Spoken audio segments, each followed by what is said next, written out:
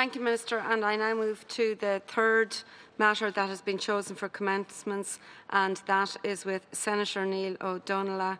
And we have Minister Colin Brophy here to take the commencement. Senator, you have 4 minutes. Míle maigid a las caharlaí agus bhfuil an fáilte chur rivan aire a rís bhí sé lena réir den phlé an grú príoideach, so tá sé maigid bhfuil sé lena rís aire tá fáilte road. Minister, I want to preface my remarks just by stressing the obvious understanding that we are in exceptional times in terms of international travel and why we are all positive and encouraged about the easing of restrictions north and south. There still remains very clear and coherent guidance around the safety in relation to international travel. So my commencement matter in no way seeks to take away from that or to act in competition to that. It simply seeks to understand now that the government have taken the very welcome decision to deem the Passport Office as an essential service. I think that's a belated decision, but nevertheless it is a welcome one. I think it's important that people have an understanding of what the process for the resumption of services looks like. Because as well as being a document that's needed for travel, obviously a passport is also a very important document for people personally. It's an important form of identification as well. So I think it's the right time to hear from government just some of the mechanics of that resumption of services. We'll also potentially be facing a backlog, and I heard Minister Coveney reference this on the radio, and he referenced quite confidently that the Passport Office would be able to clear that reasonably speedily. I hope that's the case, Minister, because I know myself and many other colleagues, I'm sure Seanad colleagues, and indeed colleagues right across the elected political spectrum, have been contacted by people who are still awaiting passports for a whole range of reasons. And finally, Minister, it's an issue that I raise consistently with government, so I'm sure it came as no surprise to officials when they saw this point in my commencement matter. But the trajectory of passport applications has been going up and up and up. And I think the Passport Office staff do a first-class job. They're very effective at what they do.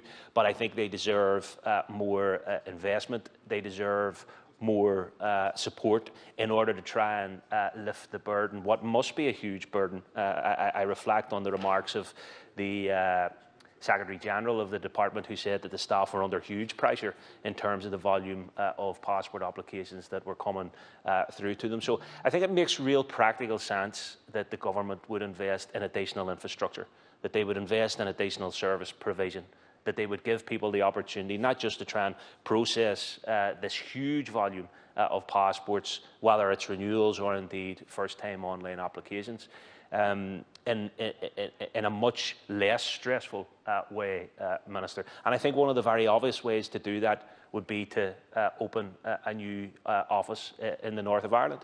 There is a clear, demonstrable, identifiable need coming from that geographical area in our country.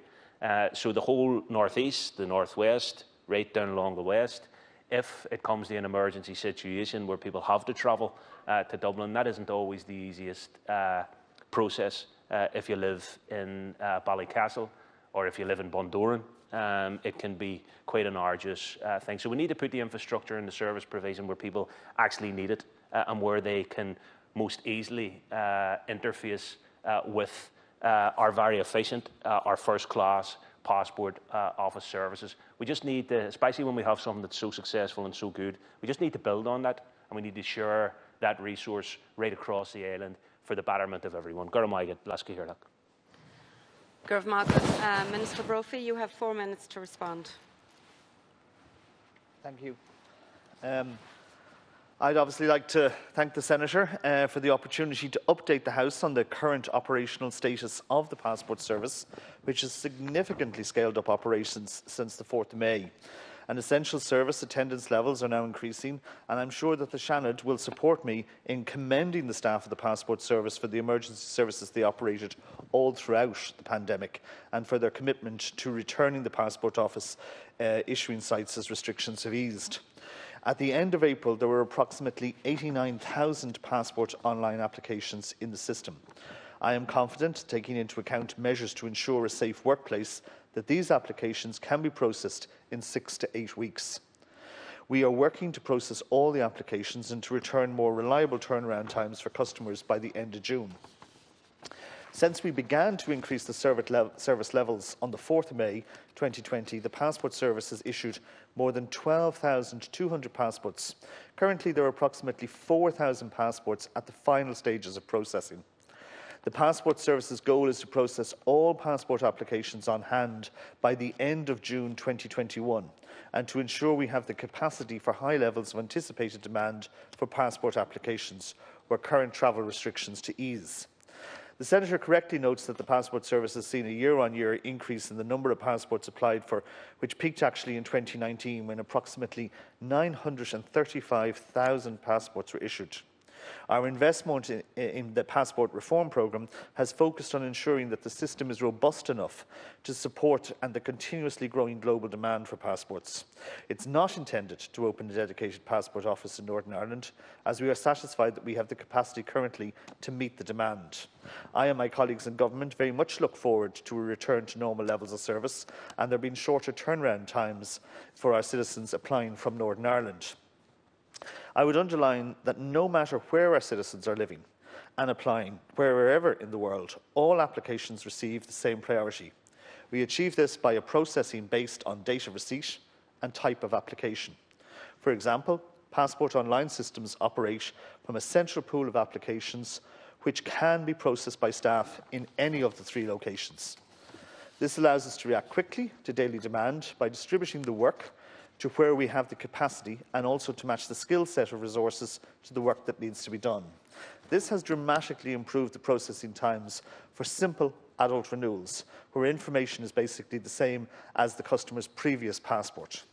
This process meant that even during the highest level of restrictions, the Passport Service staff were actually processing nearly 40,000 of these applications.